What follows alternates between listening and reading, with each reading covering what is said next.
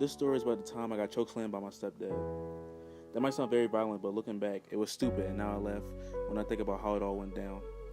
Even though I see the stupidity in the event, I learned a valuable lesson about myself. I plan to teach this lesson to you because I know there are so many people who have the same tendencies as me. Listen and please take in everything I have to say because this might prevent you from making a mistake you will regret. I don't ever get angry at people's actions or my own. I use this technique where I hold in all my emotions and feelings I want to express that could potentially cause conflict.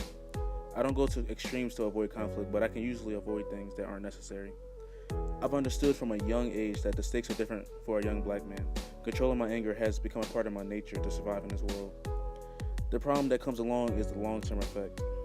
Forgetting how to determine where conflict should be avoided and when a problem should be addressed. That leads me into the troublemaker of my story, my little sister. Julissa is the second child to my mom, but the first child to my stepdad.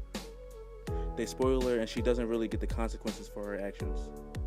In comparison to me, where their parenting was very strict and all my actions had repercussions. This is something I got used to as I grew up. I had to accept it for what it was and keep grinding to get to college, not letting anyone stop me. While I kept this mindset as the oldest sibling, during the senior year of high school, I hit my breaking point. Julissa came home with an F on her report card to accompany that there were a bunch of D's and C's. I knew what that meant. She was about to get the beating of a lifetime. My mom did not play with bad grades. She understood as an African American, we must try 2 times harder than our white counterparts just to keep up. She was not letting us do anything that could stop us from obtaining greatness. Julissa strolled into the house with a carefree look on her face. She was ready to look death in the eye, mom, and face the consequences.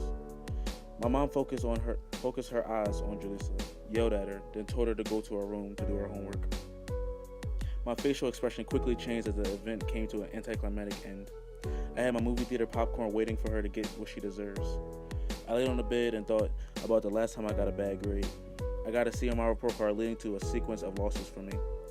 I got yelled at, then a beating, which led to me getting nothing for Christmas. My mom promised me after I got off punishment, I could get my iPod I asked for. I stayed on punishment for 3 months, and my mom grew a liking for my Christmas gift and kept it instead. The next morning, I asked Julissa if she got on punishment. She looked up into my eyes and said no. A day or 2 later, her phone broke, and she asked my mom for a new phone. Even though she just got bad grades, my mom said she needs a new phone for when she's out in the world since it's dangerous. I can understand this. I didn't really care about it until I started being affected by this.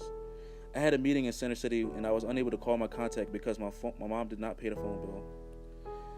I did not know of this, so I wandered around the streets asking to use someone's phone.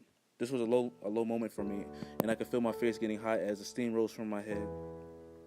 I came home and asked my mom why the phone was off.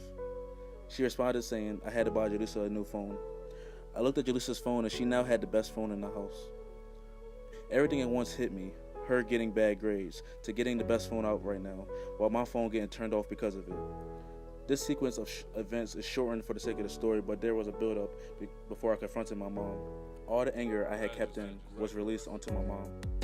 I told her how I felt about everything and how it wasn't fair. I was succeeding in getting my point across until my stepdad came in. He's a cool person and we usually don't have conflict, but this time he came in at the wrong time. He started saying things like, "Why are you bitching? You know God is on your side." Or, "Worry about yourself, why you worried about her?" My nostrils then flared as rage overtook me. It wasn't about him. This was a conversation between me and mom. I ended up responding with, "Why are you here?" He got up and portrayed himself as the alpha male and we went back and forth. Then we got close. His hand collapsed around my neck as my feet swiftly left the ground. My flailing body fell onto the dining room floor. All the family members involved were heated and walked to separate rooms. Later that night, my stepdad came into my room, tears coming down his face, apologizing for what he'd done. We gave each other a hug as tears came down my eyes onto his shoulder. Stakes are different as a young black man. Understanding how to control our emotions are vital to surviving and thriving.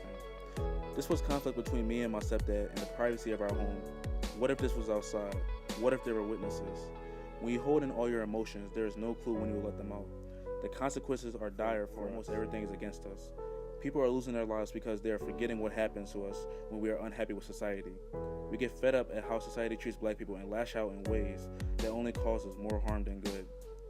The main problem with Black Lives Matter is because society sees us as mad and nothing else. I understand how it feels. It hurts me every day knowing we are losing brothers left and right. There isn't really much to be done to stop it. My story is to beg you not to hold any of your emotions. I understand the technique and it doesn't work. Face your problems head on, protest, preach, let out your anger in positive ways or you will end up dead.